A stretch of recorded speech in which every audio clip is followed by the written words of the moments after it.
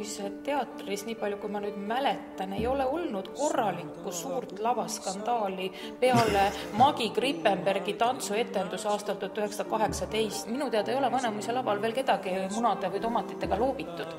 Juhul kui mina olen esimene, siis on see omamoodi teatrilooline tähtsündmus. Ma ei kannatan üldse Koidula luulet. Ma mäletan koolipõlvest, mul oli teil galerg ja nende ärkamisaegsete igasuguste laulelduste ja selliste. Ja minu jaoks oli see üks baltisaksa kräpp. Näiden võistluse žürii kaudu tuli see, et mingi väga sõge lugu, et Koidulast, kelle keiser Aleksandriga laps ja mingi täiesti tundmatu autor on kirjutanud. Kui ma lugesin kunagi ammu Tuglase monograafiat Juhan Liiv, lugesin ta läbi ja tore asi ja võt mingi moment järelikult jäi sellest meelde, ujus aastaid hiljem pinnale. Ja ma olin ükskord duši all ja hakkasin mõtlema, et aga huvitav, mis siis nagu olnuks. Liiv ütleb, et tema on nagu Koidula ja Aleksander teise laps ja tal on õigus Poola troonile ja see tundub meile nagu haige inimese sonimine ikka, et kui see nüüd äkki olekski nii olnud.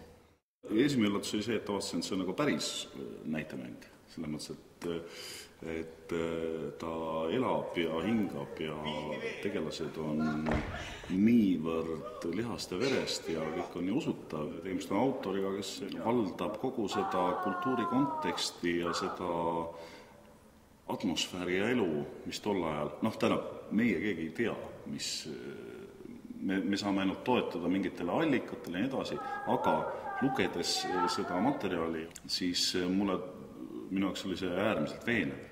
Minu suur armastus on siin näidendis sees ja see on loomulikult Eduard Michelson, kes on ajaloo ja võib-olla Aino Kalda ja Hella Voolio tahtel jäänud kuidagi väga negatiivseks ja tagaplaaniliseks. Kes on ajaloo poolt lapikuks tambitud. Sest ta võttis abikaasaks selle sinisukka, keda tõesti keegi ei julgenud 100 meetri lähedusse minna, sest ta oli nii erandlik. Jansen, Jakobson, kuigi need kaklesid omavahel kõik, hurt kamba peale tegid Eesti rahva valmis.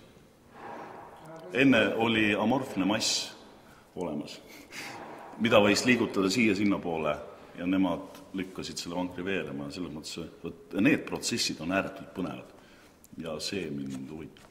Ja loomulikult on vaja sümbolit ju alati. Ja kuidas sümbol tekib, antud juhul me räägime Koidulast, et see on erakordselt põnev protsess. Et ühest kellest on tegemist lihast ja luust inimesega, kellest lõpuks saab müüt. Meile ongi ta jäänud ainult müüdiks.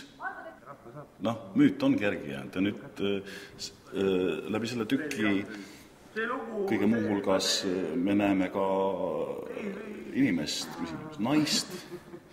Ja tegelikult seal on päris palju niisugust informatiivsust ka, kas või see stseen, kus Michelson küsib, kus mu öömüts on ja sellest tuleb suurt üli. See on tegelikult kirjavahetuses Koidula kirjad õele Eugeniale, kuidas ta tõepoolest see öömüts oli kadunud ja ta ikka suure osa kirjast kirjutab, kuidas ta seda öömütsi otsis ja igavene jama, eks ole. Sellist nagu heas kohati ka inglaslikus mõttes, et iga tõsine asi võib olla naljakas, iga naljakas asi võib olla tõsine, et sellist tükki Eesti autorilt väga harva kohtab.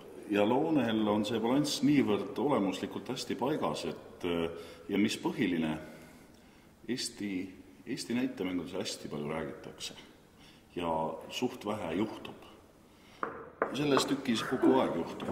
Mina olen selle tükis andeks nimetanud rääkimata lugu. Väga tuntud teada müütilistest ja natuke võib-olla ka kõmisevatest tegelastest on hoopis teistsugune lugu.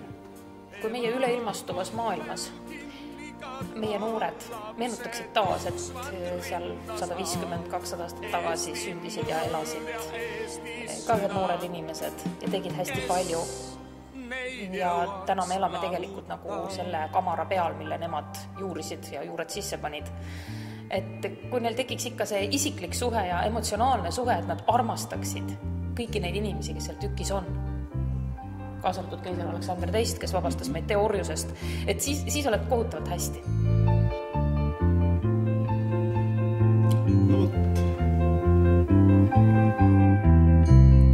Eesti muld ja Eesti süda, kes neid jõuaks lahuta.